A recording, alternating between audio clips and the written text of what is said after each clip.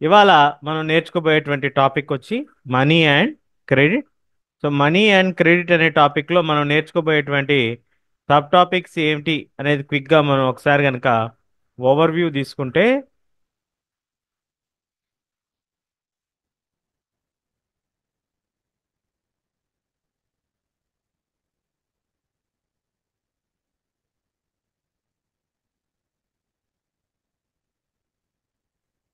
మనం ఫస్ట్గా మనం నేర్చుకోబోయేటువంటి టాపిక్స్ వచ్చి ఫస్ట్ అసలు చాప్టర్కి సంబంధించినటువంటి ఓవర్వ్యూని మనం చూద్దాం.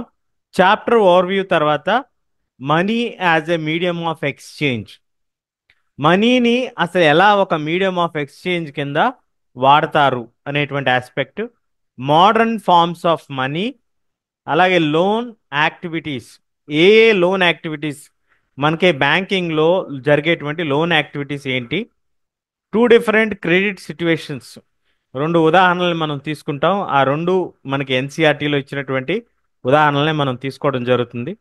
టర్మ్స్ ఆఫ్ క్రెడిట్, ఈ టర్మ్స్ ఆఫ్ క్రెడిట్ అనేది ఏమిటి అనేది కూడా మీరు చూడొచ్చు.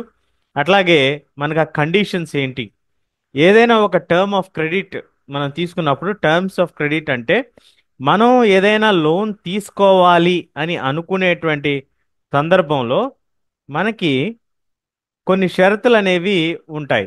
ఆ షరతులు అనేవి ఎలా ఉంటాయి, ఏంటి అనేటువంటి వాటిలన్నిటిని కూడా మనం టర్మ్స్ ఆఫ్ క్రెడిట్ అని పిలవటం జరుగుతుంది. Formal sector of credit in India, అలాగే సెల్ఫ్ హెల్ప్ గ్రూప్స్, ఎందుకు ఈ సెల్ఫ్ హెల్ప్ గ్రూప్స్ కావాలి అనేటువంటి అంశాలన్నిటిని కూడా మనం ఈ చాప్టర్లో అయితే చూడటం జరుగుతుంది. ఫస్ట్ ఓవర్వ్యూలో మనం ఫస్ట్ చూస్తున్నాం, money is a fascinating subject. మనలో చాలా మందికి డబ్బు సంపాదించాలి అని ఉంటుంది, కానీ అసలు మనీ ఫంక్షన్స్ ఏంటి అనేది మనం తెలుసుకోవడం చాలా చాలా ఇంపార్టెంట్.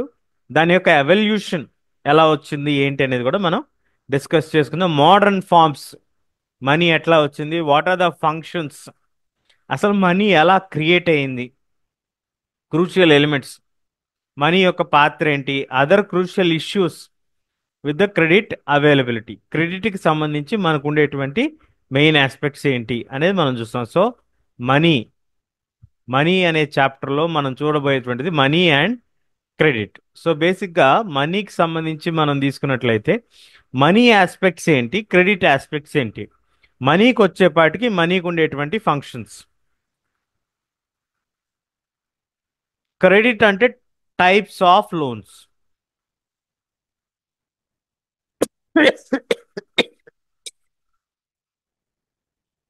టైప్స్ ఆఫ్ లోన్స్, ఇవి రెండు బేసిక్గా మనం కవర్ చేయటం జరుగుతుంది అనమాట. Money as a medium of exchange, money as a medium of exchange, మనం ఒకరితో ఒకరు మాట్లాడుకుంటున్నాం. What is the medium here, medium అంటే ఏంటి, మీడియం అంటే మధ్యవర్తిత్వం. సో ఇక్కడ మనకి మీడియం ఏమవుతుంది, ఇంటర్నెట్. ఇంటర్నెట్ అనేది మనకు ఒక మీడియం కింద యాక్ట్ చేస్తుంది. అట్లాగా ఏదైనా ఒక వస్తువుని మార్చుకునేటువంటి క్రమంలో it acts as a medium of exchange. అట్లాగే money as an item which is used as a medium of exchange. దీన్ని ఒక వస్తువు, మనం ఏదైనా వేరే వస్తువు మనకు కావాల్సింది కొనుక్కోవాలనుకుంటే, ఎక్స్ అనేటువంటి వస్తువుని మనం కొనుక్కోవాలి అనుకుంటే వై అనేటువంటి దాని దగ్గర నుంచి, లేదా వై అనేటువంటి వ్యక్తి దగ్గర నుంచి ఎక్స్ కి వైకి మధ్యలో ఎవరు ఉంటారు అని అంటే money will act as a medium. So modern economy, money is a work as an intermediary, money మధ్యవర్తిగా పనిచేస్తుంది. It is used as a medium of exchange for goods and services. మనకి కావలసినటువంటి గూడ్స్ పొందటానికి కానీ, అంటే ప్రోడక్ట్స్, మీరు ఏదైనా product కొనుక్కోవాలనుకున్నారు, ఆ ప్రోడక్ట్ కావాలి. లేదు, you visited A doctor, so you want to get the treatment done, so it comes under service. So what is a service అనేటువంటిది మనం ఇక్కడ చూస్తుంది జరుగుతుంది. సో ఇవి రెండు కూడా మనం మనీ ద్వారా అవైల్ చేసుకోవచ్చు. అట్లాగే introduction of money replace the barter system. Before మనకి మనీ రాకముందు మనకు ఉన్నటువంటి సిస్టమ్ వచ్చి బార్టర్ సిస్టమ్. బార్టర్ సిస్టమ్ని తెలుగులో మనం ఏమంటాం? వస్తు మార్పిడి విధానం. సో ఏదైనా ఒక వస్తువుని మార్పిడి చేసుకునేటువంటి విధానాన్ని వస్తు మార్పిడి విధానంగా మనం పిలవటం జరుగుతుంది. సో ఈ వస్తు మార్పిడి విధానంలో భాగంగా మనం ఇది చేసుకుంటూ ఉంటాం. అంటే వస్తువుల్ని మార్చుకుంటూ చేసుకునేటువంటి ఒక ఎక్స్చేంజ్ లేదా ఒక వ్యాపారంగా మనం చేసుకోవచ్చు. దాన్నే మనం బార్టర్ సిస్టమ్ అంటాం. కానీ ఈ బార్టర్ సిస్టమ్ ఏదైతే మనకు ఉందో, selling and purchasing of goods and services was done with double coincidence of wants. ఈ డబుల్ కోఇన్సిడెన్స్ ఆఫ్ వాంట్స్ అంటే ఏంటి? డబుల్ కోఇన్సిడెన్స్ ఆఫ్ వాంట్స్ అంటే డబుల్ పదంలో మనకి డబుల్ అని ఉంది. అంటే డబల్ అనేటువంటిది అంటే ఇద్దరు లేదా రెండు అనేటువంటి మీనింగ్ వస్తుంది. కోఇన్సిడెన్స్. ఈ కోఇన్సిడెన్స్ అంటే ఏంటి? కోఇన్సిడెన్స్ అంటే మనకి ఏదైనా ఒకటి ఏ, ఊహించనటువంటి పరిణామం జరిగినప్పుడు ఇట్స్ ఏ కోఇన్సిడెన్స్ అంటాం. ఒకేసారి ఇలా ఎందుకు జరిగింది, దానివల్ల అది జరిగిందా అనేటువంటి ఒక సందేహం వస్తే no, it is just mere coincidence అంటాం. అంటే యాదృచ్ఛికంగా జరిగినటువంటివి అనేటువంటి అర్థం వస్తుంది. కానీ ఇక్కడ మనం ఆ మీనింగ్ తీసుకోం. డబల్ కోఇన్సిడెన్స్ ఆఫ్ వాంట్స్ అన్నప్పుడు కోఇన్సిడెన్స్, కో ఇన్సిడెన్స్ అంటే A wants B and C wants to sell B. B let us say it is a product. ఉదాహరణకి let us take B is rice. A wants rice. A has milk with him. కానీ C దగ్గర మనకి milk తీసుకోవాలి అనేటువంటి ఆలోచన ఉండాలి. అట్లాగే అతను రైస్ని ప్రొడ్యూస్ చేస్తూ ఉండాలి. అలా ఇద్దరి యొక్క ఆలోచనలు కలిసి ఇద్దరు గనక కోరుకున్నట్లయితే then it is called as double coincidence of wants అనేటువంటి దాన్ని అయితే మనం ఇక్కడ క్లియర్గా చూడొచ్చు. ఎప్పుడైతే ఈ double coincidence of wants will not be there, double coincidence of wants is not there, ఇది కనుక లేనట్లయితే బార్టర్ సిస్టమ్ ఎక్స్చేంజ్ చేసుకోవడానికి వీలనేది ఉండదు, కుదరదు అనేటువంటి ఆస్పెక్ట్ని మనం ఇక్కడ గుర్తుపెట్టుకోవాలి. So in this system goods and services was exchanged with another goods and services. ఇక్కడ డబ్బు అనేది లేదు కాబట్టి ఒక వస్తువు లేదా ఒక సేవని వాళ్ళు ఎక్స్చేంజ్ చేసుకునే వాళ్ళు. This is called as commodity for commodity economy, CC economy. దీనికి ఉన్నటువంటి మరొక పేరేంటి? CC economy. సిసి అంటే కమోడిటీ ఫర్ కమోడిటీ ఎకానమీ. ఒక వస్తువు కోసం మరొక వస్తువుని మార్చుకోవటం లేదా ఒక వస్తువు కోసం మరొక వస్తువుని ఇచ్చేసుకోవటం, ఎక్స్చేంజ్ చేసుకోవటం. అంటే మనీ ఒక మీడియం ఆఫ్ ఎక్స్చేంజ్గా రాకముందు ఉన్నటువంటి పరిణామాలను కనుక మనం తీసుకున్నట్లయితే ద కమోడిటీ ఎక్స్చేంజ్ ఎకానమీ లేదా CC economy, commodity for commodity economy అనేటువంటి సిస్టమ్ అందుబాటులో ఉండేది. దాన్నే మనం బార్టర్ సిస్టమ్ లేదా వస్తు మార్పిడి విధానం అనేటువంటి దాన్ని కూడా మనం పిలుస్తూ ఉంటాము. Modern forms of money. ఈ మోడర్న్ ఫార్మ్స్ ఆఫ్ మనీలో మనం తీసుకున్నట్లయితే ఫస్ట్ ఫామ్ వచ్చి కరెన్సీ. కరెన్సీ అనేది మనకి మొట్టమొదటగా ఉన్నటువంటి ఒక కాయిన్స్ అని మనం చెప్పుకోవచ్చు. ఇందులో మనకి రెండు రకాలు ఉంటాయి, పేపర్, కాయిన్స్. ఇప్పుడు మనం అందరం కూడా పేపర్ వాడుతున్నాము, కాయిన్స్ వాడుతున్నాం. The modern coins were not made with the precious metals. ఇందులో మనకి గోల్డ్తో కానీ సిల్వర్తో కానీ మనం ఇప్పుడు చేసుకోవట్లేదు. ఇప్పుడంతా కూడా మనం నాన్ ప్రెషియస్ మెటల్స్తో చేసుకుంటాం. సో ఈ నాన్ ప్రెషియస్ మెటల్స్తో చేసుకోవటం వలన మనం ఈ ఇంతకు ముందు పాతకాలంలో ఏం చేసేవాళ్ళంటే బంగారపు నాణ్యాలు, వెండి నాణ్యాలతో చేసేవాళ్ళు. So the real value of modern coins are less than its face value. మనకి వాస్తవంగా పాత కాయిన్స్ యొక్క వాల్యూని కనుక మనం తీసుకుంటే చాలా ఖర్చుతో కూడుకునేవి, చాలా విలువైనటువంటి కాయిన్స్గా మనం చెప్పుకునే వాళ్ళం. కానీ ఇప్పుడు ఉన్నటువంటి కాయిన్స్ అంత ఖరీదైనటువంటి కాయిన్స్ కాదు. ఎందువలన కాదు? Because of the metal with which they are made. దానికి కాయిన్కు ఉండేటువంటి వాల్యూ కంటే కూడా మెటల్కు ఉండేటువంటి కాస్ట్ మనకి ఎక్కువ పడుతూ ఉండేది. కాబట్టి మెటల్ యొక్క కాస్ట్ చాలా ఎక్కువగా ఉండేది. ఆ పాతకాలం వాల్యూ చాలా ఎక్కువగా ఉండేది. ఈ రోజుల్లో మనం ఏం వాడుతున్నాం? ఎక్కువగా మనం వాడేది కరెన్సీ నోట్స్. రూ. 100 నోటు కానివ్వండి, 200 రూపీస్ నోట్ కానివ్వండి, 300 రూపీస్ నోట్, ఇట్లా 300 రూపీస్ ఇంకా రాలేదు, 500 రూపీస్ నోట్స్, ఇట్లాంటి నోట్స్ మనం వాడుతున్నాం. సో ఈ currency notes are made with kind of paper, not exactly the paper of A4 sheet of what we are using. మనం వాడేటువంటి A4 షీట్ మనం వాడకపోయినప్పటికీ కూడా సిమిలర్ కైండ్ ఆఫ్ పేపర్నే మనం వాడుతున్నాం కాబట్టి దాని యొక్క ఫేస్ వాల్యూ కరెన్సీ నోటు ఎంత ఉందో అంతవరకు వాల్యూ ఉంటుంది, కానీ అందుకంటే ఎక్కువ వాల్యూ అయితే ఉండదు. కాకపోతే దీనికి ఇంకొక అడ్వాంటేజ్ ఏంటంటే this currency is authorised by the government of India. Government RBI చేత ఆథరైజ్ చేయబడుతుంది. ఆర్బిఐ అంటే ఏంటి? Reserve bank of India. Reserve bank of India యొక్క అథారిటీతోనే మనకి it works under central government or directly under the government of India. నేరుగా భారత ప్రభుత్వం చేత మాత్రమే ఈ యొక్క కాయిన్స్ కానీ నోట్స్ని కానీ ముద్రించడం జరుగుతుంది.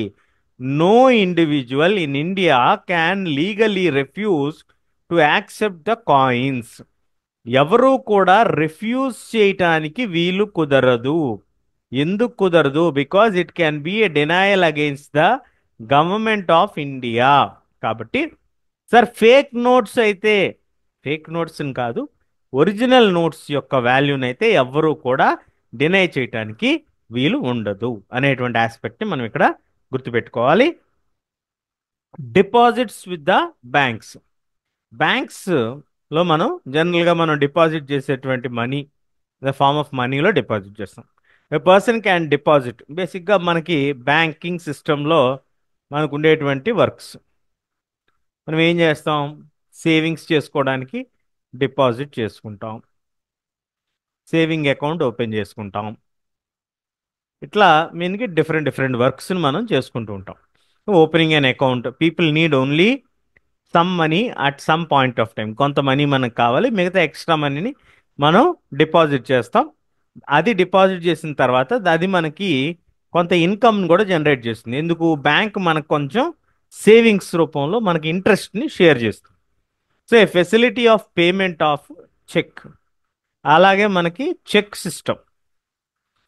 మీరు చెక్ సిస్టమ్ ద్వారా కస్టమర్స్కి క్యాష్ ఇవ్వకుండా ఒక పేపర్ ఇస్తే, ఒక చెక్ ఇస్తే దాని ద్వారా మనకి బ్యాంక్ నుంచి డైరెక్ట్గా మనీ అనేది ట్రాన్స్ఫర్ అవుతుంది. సో ఏ బికి పేమెంట్ ఇవ్వాలి, సపోజ్ 1 lakh ఇవ్వాలి, అంత క్యాష్ అతని దగ్గర లేవు. అతను ఏం చేస్తాడు? అప్పుడు చెక్ ఇస్తాడు.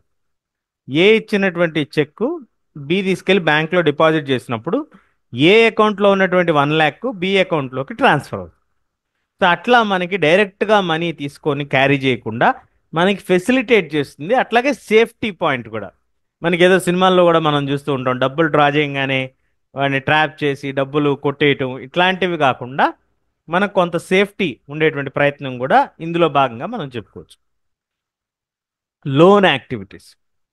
What is a loan?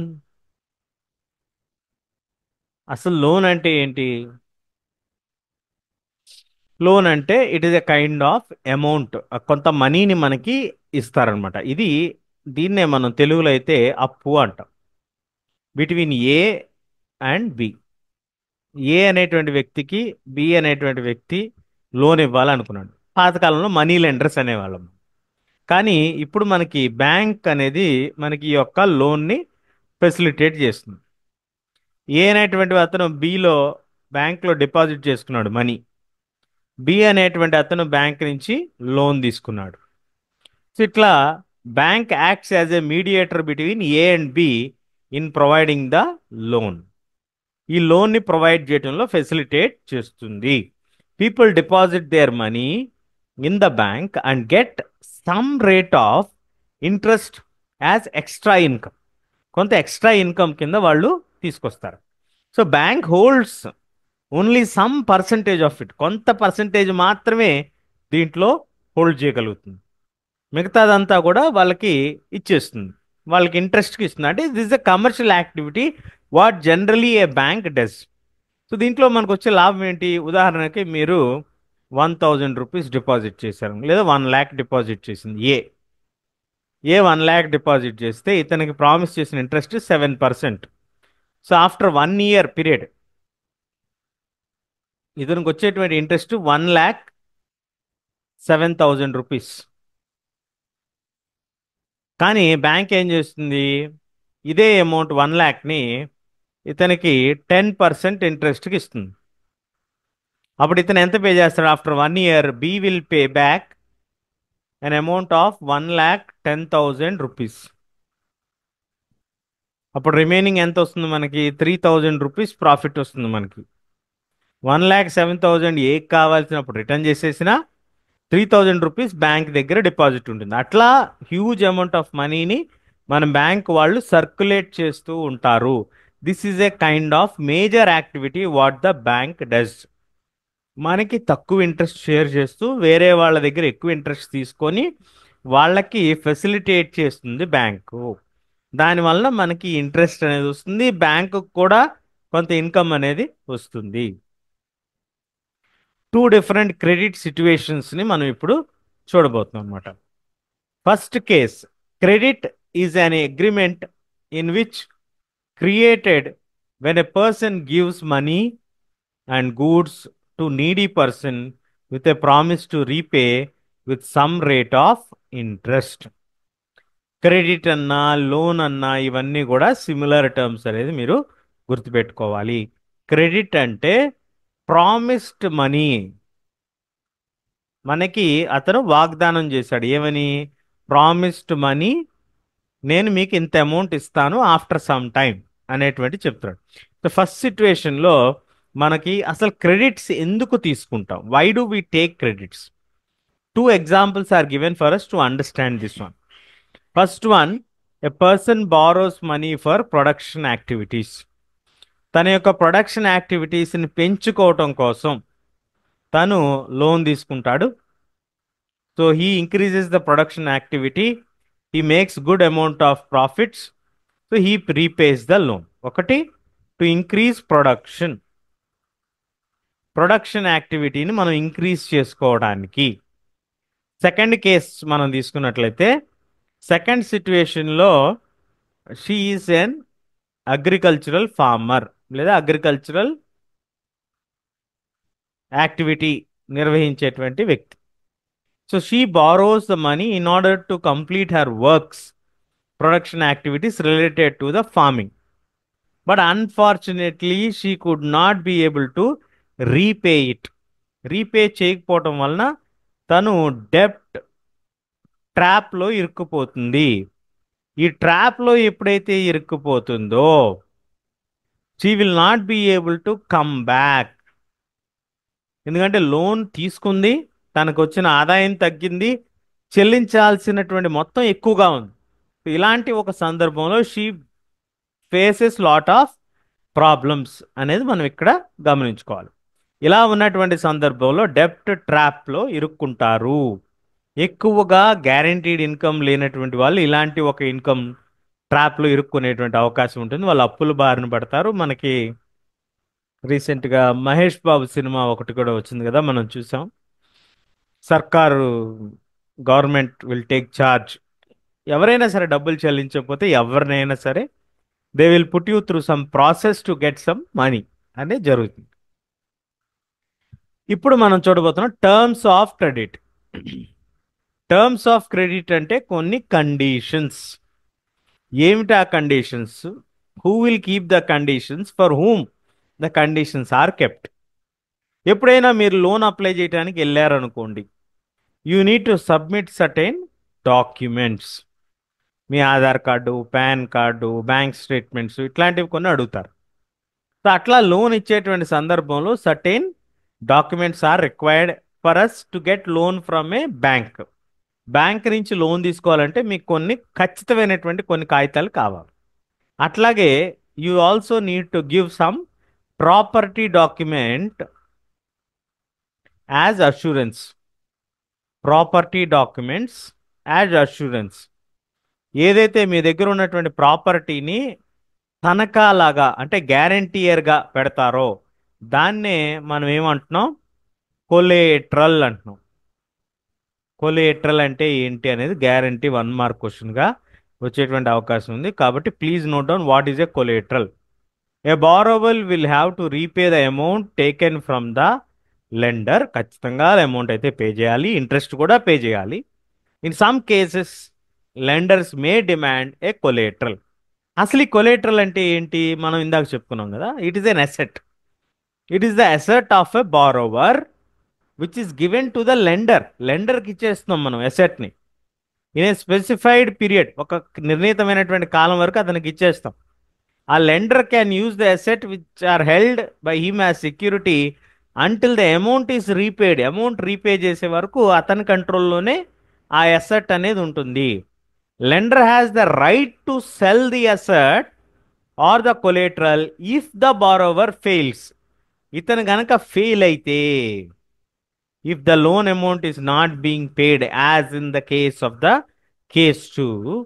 రెండవ కేసులో భాగంగా మనం చూసినప్పుడు ఎలాగైతే మనకి ఈ యొక్క కేసులో లోన్ రీపే చేయలేనటువంటి ఒక సందర్భం మనకు కనిపిస్తుంది కదా, అలాంటి ఒక సందర్భంలో కొలేట్రల్ will be use to repay the loan amount. దీన్ని వాళ్ళు అమ్మేసి వాళ్ళ యొక్క అమౌంట్ని రిట్రీవ్ చేసుకునేటువంటి ప్రయత్నం చేస్తారు. They will try to get back their money using this one. That is very very important thing which we have to note down. కొలేట్రల్గా మనం ఏది ఇచ్చినా we should be very careful with that అనేటువంటి దాన్ని అయితే మనం క్లియర్గా నోట్ చేసుకోవాలి. Formal sector of credit. There are 2 types of credits in our country. Credit సిస్టమ్స్లో మనకి 2 టైప్స్ ఉన్నాయి. ఫస్ట్ది formal, second one is informal. Formal credit అంటే మనకి ఏదైనా ఒక బ్యాంక్ నుంచి కానీ కోఆపరేటివ్ సొసైటీ నుంచి కానీ మనం తీసుకుంటే దాన్ని ఫార్మల్ సెక్టర్ క్రెడిట్ అంటాం. ఇన్ఫార్మల్ సెక్టర్ క్రెడిట్ అంటే నాన్ బ్యాంకింగ్ అని రాసుకోవచ్చు. మనీ లెండర్స్,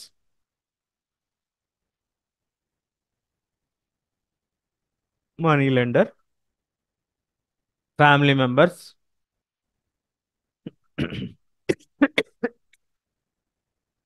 అలాగే ట్రేడర్స్, ఎంప్లాయర్స్, కొలీగ్స్, ఫ్రెండ్స్, ఎవరైనా సరే ఒక సెట్ ఆఫ్ డాక్యుమెంట్స్ కానీ ఇట్లాంటివి ఏవి తీసుకోకుండా కేవలం మాటలపైనో లేకపోతే రిలేషన్ పైనో బేస్ చేసుకొని ఇచ్చుకునేటువంటి క్రెడిట్ సిస్టమ్ లేదా హయ్యర్ రేట్ ఆఫ్ ఇంట్రెస్ట్, ఇవన్నీ కూడా మనకి ఇన్ఫార్మల్ సెక్టర్ ఆఫ్ క్రెడిట్లో భాగంగా మనకి వస్తూ ఉంటాయి అన్నమాట. In India, who takes care of the entire banking system of India? So ఇండియాలో ఉన్నటువంటి entire banking network is guided by the Reserve bank. This is the central bank of India. ఇది మనకి ఇండియాలో ఉన్నటువంటి అన్ని బ్యాంక్స్కి సంబంధించినటువంటి functioning, loan activities,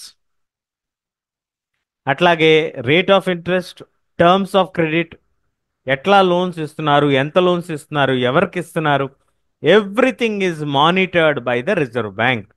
even the interest rates, మనకి ఎంత ఇంట్రెస్ట్ రేట్ పే చేయాలి సేవింగ్స్ అకౌంట్ పైన, ఎంత ఏం చేయాలి, అన్నీ కూడా they are decided by the Reserve bank of India. అందుకే ఇట్ ఈస్ మానిటర్డ్, సూపర్వైజ్డ్ అంటాం. Whereas in the informal sector the rate of interest is supervised by the money lender. అలాగే మనకి రిజర్వ్ బ్యాంక్ కంట్రోల్లో లేనటువంటి ఇన్ఫార్మల్ సెక్టర్లో మనం తీసుకుంటే, ఈ ఇన్ఫార్మల్ సెక్టర్లో ఏమవుతుంది మనకి, informal sector will not take anything in to consideration. వాళ్ళకి నీడ్ ఉంది, సో హై ఇంట్రెస్ట్ రేట్, అవసరం, మెడికల్ ఎమర్జెన్సీ ఏదో ఉంది, డబ్బులు కావాలి, ఎక్కువ ఇంట్రెస్ట్ రేట్కే వాళ్ళు తీసుకుంటారు. సో ఇట్లా వాళ్ళకి they don't have any criterias, any conditions. అట్లాగే వీళ్ళ దగ్గర ఉండేటువంటి ఒక మేజర్ అడ్వాంటేజ్, ఎందుకు ఎక్కువ మంది ఇన్ఫార్మల్ లోన్స్కి వెళ్తారు ఇండియాలో అంటే, those who don't have any properties, collateral లేకపోయినా, without any collateral they will give you loans. Yes, high rate of interest అయినా కూడా they will give you, because you don't have any collateral also they will give you. అది ఒక major reason why many of them go for informal credit, even they know that this is a high rate of interest.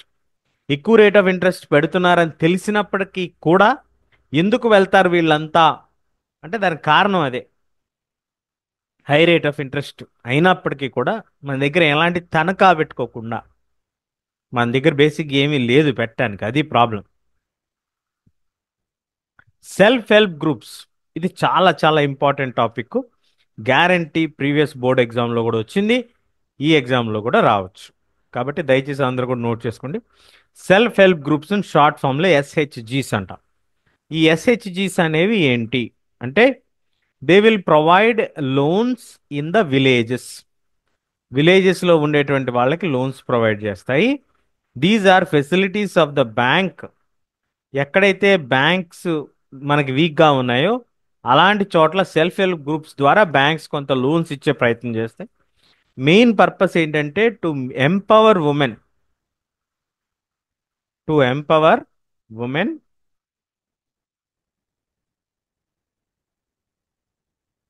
And they are a group of people. వీళ్ళందరూ కూడా ఒక group of 15 to 20 women gather అయ్యి, వీళ్ళు monthly ₹5 నుంచి ₹10 అట్లా saving amount పెట్టుకొని, కొంత amount save చేసి పెట్టుకున్న తర్వాత బ్యాంక్ వీళ్ళ గ్రూప్ని రికగ్నైజ్ చేసి వీళ్ళకి కొంత లోన్ అమౌంట్ అనేది ఇస్తారు. ఈ లోన్ అమౌంట్ అనేది ఇచ్చిన తర్వాత ఇదంతా కూడా మనీ లెండర్స్ నుంచి వాళ్ళని సేవ్ చేయడానికి, without any collateral bank will give them loan. మరి ఏంటండి బ్యాంక్కి ఇది గ్యారెంటీ ఏంటి? According to RBI norms we cannot give the loan కదా అంటే, it is the collateral is that these 15 or 20 members who are there, they act as collateral to each other. ఎవరు డబ్బులు కట్టకపోయినా ఆ 15 మెంబర్స్ అందరూ డబ్బులు వేసుకొని వాళ్ళు డబ్బులు కట్టి ఇచ్చేస్తారు. So they act as collaterals. అలా మనకి ఈ సెల్ఫ్ హెల్ప్ గ్రూప్స్ అనేవి ఫామ్ చేయడం జరిగింది. ఇవి మనకి ఏపీ, తెలంగాణ స్టేట్స్లో మనకి బాగా ఉన్నాయి. తెలుగు స్టేట్స్లో బాగా యాక్టివ్గా ఉంటాయి. ఇవన్నీ కూడా గవర్నమెంట్స్ కూడా ప్రామిస్ చేస్తూ ఉంటాయి.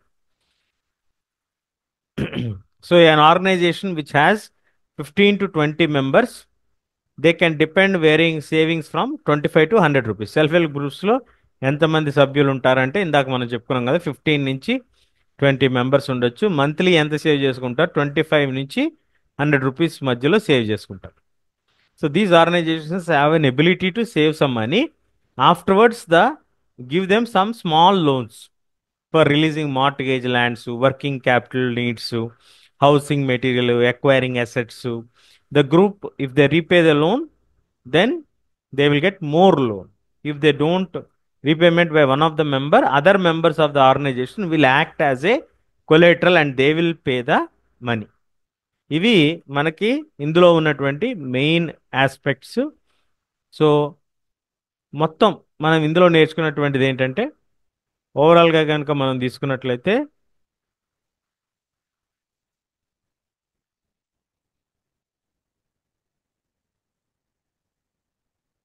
ఫస్ట్ మనం చూసింది money in the form of credit. తర్వాత overview of the chapter, money as a medium of exchange,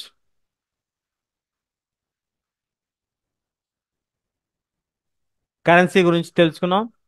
తర్వాత మనం modern forms of money, loan activities, what is a loan, తర్వాత 2 డిఫరెంట్ క్రెడిట్ సిట్యుయేషన్స్, ఒకటి positive ఒకటి negative. తర్వాత terms of credit discuss చేసుకున్నాం.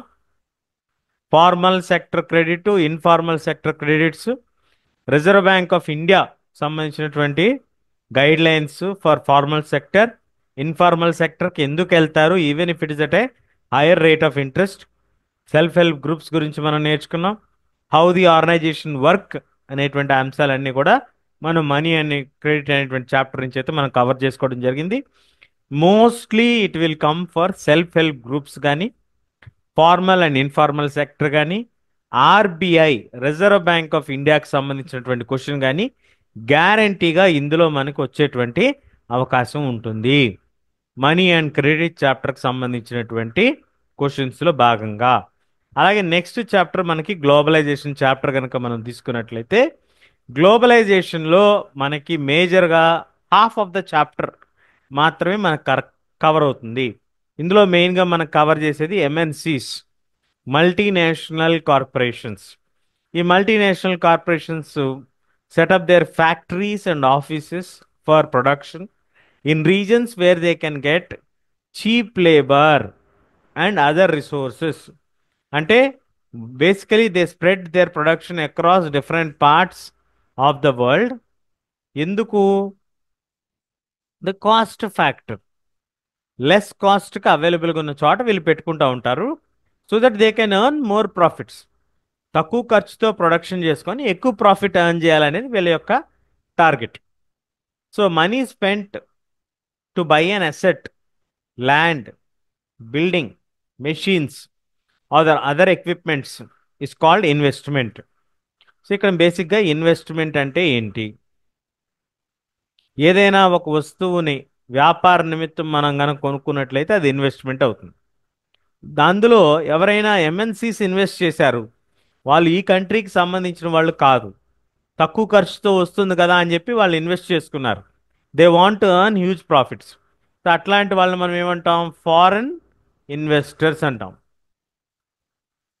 Foreign investments అంటాం, లేదా FDI, foreign direct investments అని కూడా అంటాం. సో ఇవి మేజర్గా మనం చూసేటువంటి ఫ్యాక్టర్స్. నెక్స్ట్ ఎంఎన్సీస్కి సంబంధించి మనం చూస్తే, they set up their units where there is a cost of production.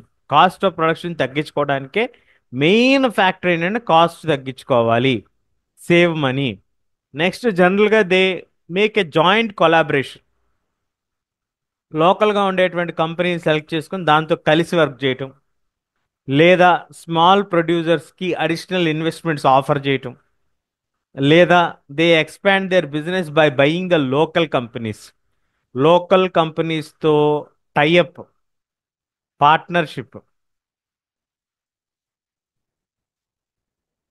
Partnerships చేసుకోవటం, ఇన్వెస్ట్ చేయటం, లేదా buy the company, buy and expand their footprint. ఇట్లాంటి డిఫరెంట్ డిఫరెంట్ ఫ్యాక్టర్స్లో భాగంగా వీళ్ళు కొలాబరేట్ చేసుకుంటూ ఉంటారు. So MNCs provide money and additional investments for new machinery and fast production. దీనివల్ల ఏమవుతుందంటే, ఈ కంపెనీస్తో పార్ట్నర్షిప్ చేసుకోవటం వలన, ఇన్వెస్ట్మెంట్ చేయటం వలన న్యూ టెక్నాలజీ అనేది వాళ్ళు ఇంటగ్రేట్ చేసుకోగలుగుతారు. న్యూ టెక్నాలజీ ఇంటిగ్రేట్ చేసుకున్నప్పుడు ఫాస్ట్ ప్రొడక్షన్ అనేది పాసిబిలిటీ అవుతుంది. న్యూ చేంజెస్ని వాళ్ళు ఇచ్చేయగలుగుతారు. ఇలాంటి ఫ్యాక్టర్స్ అన్నీ కూడా మనకి బెనిఫిట్ అయ్యేటువంటి అవకాశం ఉంటుంది. అట్లాగే ఫారెన్ ట్రేడ్. ఈ foreign trade and integration of markets కనుక మనం తీసుకున్నట్లయితే, foreign trade is exchange of goods between a country A and country B. ఈ టూ డిఫరెంట్ కంట్రీస్ మధ్య ట్రేడ్ కనుక జరిగితే across the geographical boundaries, then it is called a foreign trade. Goods travel from one market to another market. ఉదాహరణకి ఇది European market అనుకుందాం. Europe market నుంచి Asian market, మళ్ళీ Asia నుంచి ఇక్కడ ఆఫ్రికాకి వెళ్తుంది. ఇది ఆఫ్రికన్ మార్కెట్. సో ఇట్లా డిఫరెంట్ డిఫరెంట్ మార్కెట్స్కి కనుక సెల్ చేస్తే they get more profits. Two countries వలన కావచ్చు, టూ జియోగ్రాఫికల్ బౌండరీస్ మధ్య కానీ ట్రేడింగ్ జరిగితే దాన్ని మనం foreign trade and integration of మార్కెట్స్గా మనం చెప్పుకోవచ్చు. What is globalisation?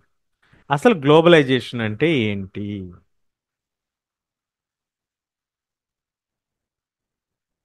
What is globalisation? Globalization is a process of rapid integration globalisation అనేది ఏం చేస్తుందంట, ఇది ఒక ప్రాసెస్, ఇది ఒక ప్రక్రియ. దేనికి ఈ ప్రక్రియ? ర్యాపిడ్ ఇంటిగ్రేషన్,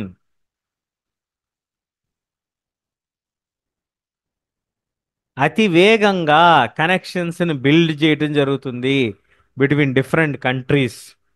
సో ఎంఎన్సీస్ రావటం వలన goods and services, so MNCs చాలా కీలకమైనటువంటి పాత్ర పోషిస్తున్నాయి ఈ యొక్క గ్లోబలైజేషన్లో భాగంగా. They are offering different goods and services at very less cost or affordable cost because they have technology, investments, and people moving between different countries.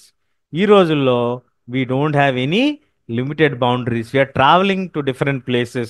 We are acquiring different goods and we are utilizing different services. కాబట్టి MNCs by way foreign trade integrated in the markets in the world. They are offering a better services for us. So globalization is gaining ground because of all these factors. Next మనం చూడబోయేది what are the factors. ఇది గ్యారంటీగా మనకి board ఎగ్జామ్లో రాబోయేటువంటి question. Factors that enabled గ్లోబలైజేషన్లో first one కనుక మనం తీసుకున్నట్లయితే టెక్నాలజీ, పెరుగుతున్నటువంటి ఇంటర్నెట్ టెక్నాలజీ. ఇప్పుడు మనం మాట్లాడుకుంటున్నటువంటి మోడెం కానీ ఇవన్నీ కూడా మనకి పెరుగుతున్నటువంటి టెక్నాలజీలో భాగంగానే మనం చెప్పుకోవచ్చు. ర్యాపిడ్ ఇంప్రూవ్మెంట్, విపరీతంగా పెరుగుతున్నటువంటి ఫాస్ట్గా పెరుగుతున్నటువంటి టెక్నాలజీ వలన గ్లోబలైజేషన్ ప్రాసెస్ అనేది బాగా పెరుగుతుంది. తర్వాత ఇంప్రూవ్ అయినటువంటి ట్రాన్స్పోర్ట్ ఫెసిలిటీస్. ఒకప్పుడు మనకి ట్రాన్స్పోర్టేషన్ అంటే చాలా ఖర్చుతో కూడుకున్నటువంటి పని, అలాగే డిఫికల్టీ. ఇప్పుడు చాలా ఫాస్ట్ డెలివరీ అయిపోతుంది at lower cost even for long distances. So that is a second advantage. And even more remarkable have been the development in information and communication technology. Third and the most important one, IT technology వలన, information వలన, internet వలన we are able to connect beyond the boundaries అనేది అయితే మనం క్లియర్గా చెప్పుకోవచ్చు. అట్లాగే role of information and technology is playing a crucial role. ఎందుకు అంత స్ట్రెస్ చేస్తున్నామంటే ఒకప్పుడు టెలిగ్రాఫ్స్ కానీ టెలిఫోన్స్ కానీ limited to very few people. ఈ రోజుల్లో మనం రిమోట్ ఏరియాస్లో నుంచి కూడా కమ్యూనికేట్ చేయగలుగుతున్నాం. శాటిలైట్ కమ్యూనికేషన్స్ మనం చేయగలుగుతున్నాం. Computers are now used in every field, almost in every field. అలాగే one can obtain and share information through internet and emails and playing a major role in spreading the production across different countries. So ఇప్పుడు ఒక person ఏ అనేటువంటి కంట్రీలో ఉండి C అనేటువంటి కంట్రీలో జరుగుతున్నటువంటి వర్క్ని మానిటర్ చేయగలుగుతున్నారు. How they are able to monitor this one? Because of internet. ఇదంతా కూడా it is possible due to the technological growth. అలాగే నెక్స్ట్ ఇంపార్టెంట్ ఫ్యాక్టర్ వచ్చి మనకి liberalisation.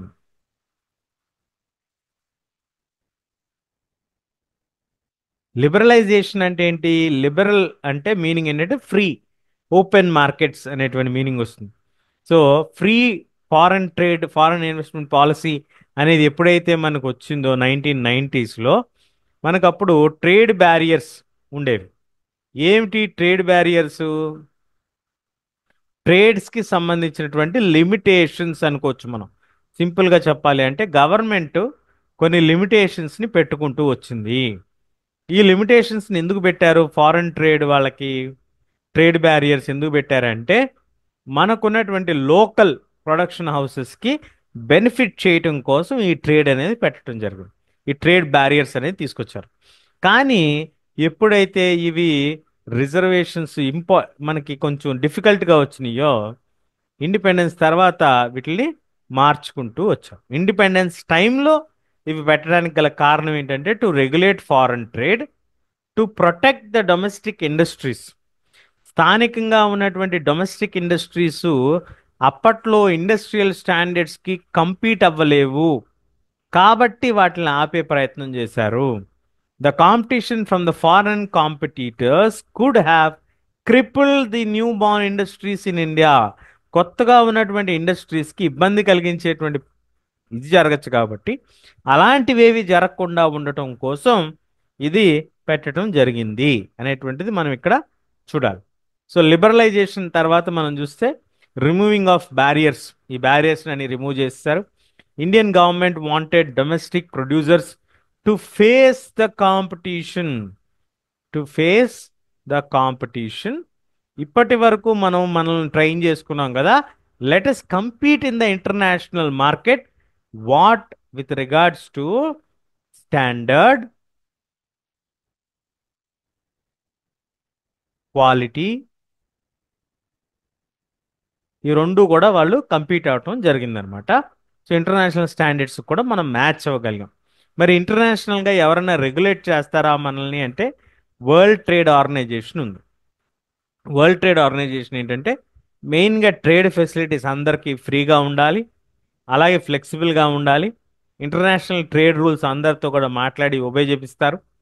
Forum to discuss the trade relations and negotiations. So ఇది ఒక forum అనమాట to handle the disputes also. ఏమైనా disputes ఉన్నా కూడా మనకి ఈ వరల్డ్ ట్రేడ్ ఆర్గనైజేషన్లో మనం పెట్టి మన ట్రేడ్కి సంబంధించినటువంటి డిస్ప్యూట్స్ని హ్యాండిల్ చేసుకోవచ్చు. What is the impact? ఈ గ్లోబలైజేషన్ యొక్క ఇంపాక్ట్ని మనం టూ టైప్స్లో తీసుకోవచ్చు. ఫస్ట్ది పాజిటివ్, సెకండ్ది నెగిటివ్. పాజిటివ్ కనుక తీసుకుంటే you got a wide variety of goods, different variety of goods వచ్చినాయి మనకి, లోవర్ కాస్ట్లో అందుబాటులోకి వచ్చినాయి, న్యూ జాబ్స్ వచ్చినాయి, లోకల్ కంపెనీస్ వచ్చినాయి. అలాగే Indian companies Tata Motors, Infosys, Ranbaxy ఇవి కూడా ఎంఎన్సీస్ కింద ఎమర్జ్ అయినాయి. Some local companies are able to invest in the new technology and production methods. So job opportunities, variety of products, we all got benefits అనేది మనం ఒకటి చెప్పుకోవచ్చు. అట్లాగే నెగిటివ్ పాయింట్స్ ఏమున్నాయి అని అంటే globalisation may not help in achieving sustainable development. Major drawback వచ్చి మనకి సస్టైనబుల్ డెవలప్మెంట్ కాదు, సస్టైనబుల్ డెవలప్మెంట్కి బెనిఫిట్ జరగట్లేదు. We all are in a race to make better better better.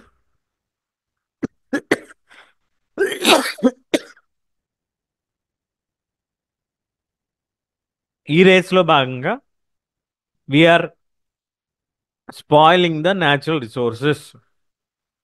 Income inequalities బాగా పెరిగిపోతున్నాయి, ఇన్కమ్ గ్యాప్స్ విపరీతంగా పెరుగుతున్నాయి.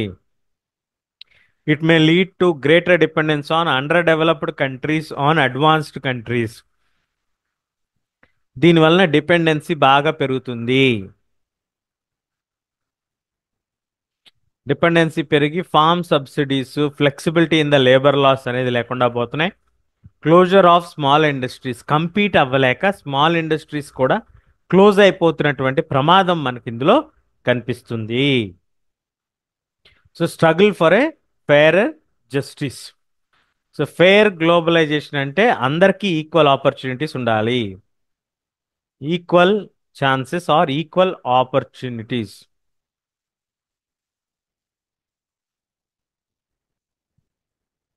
నెక్స్ట్, గ్లోబలైజేషన్లో అందరూ కూడా షేర్ చేసుకోగలగాలి బెనిఫిట్స్ని.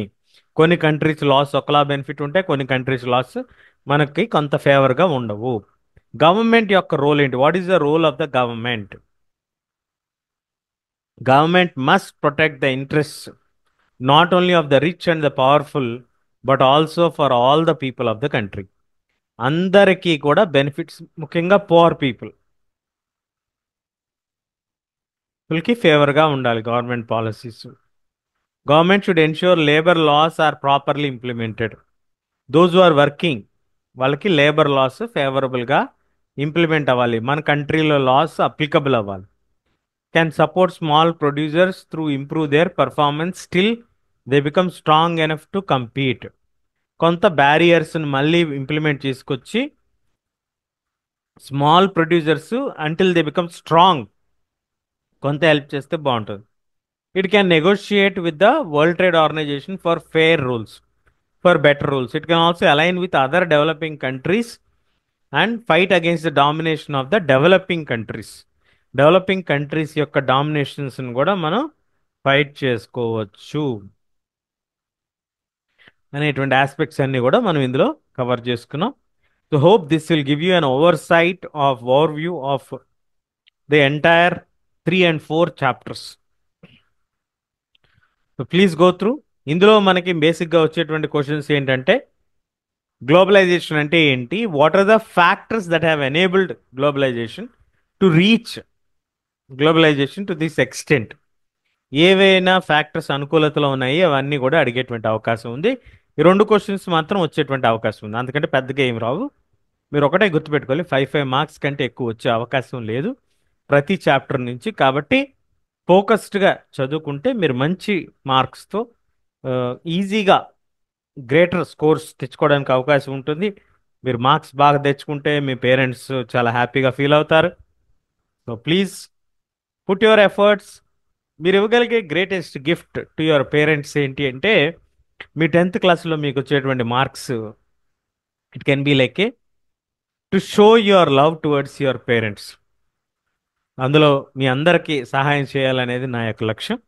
మీ అందరూ ఆనందంగా మీ పేరెంట్స్కి మీ రిపోర్ట్ కార్డ్స్ చూపిస్తుంటే, మీ పేరెంట్స్ ఆనందపడుతుంటే, అలాంటి ఒక సన్నివేశం అందరి ఇళ్లలో జరగాలి అని నేను కోరుకుంటూ, wishing you all the very best.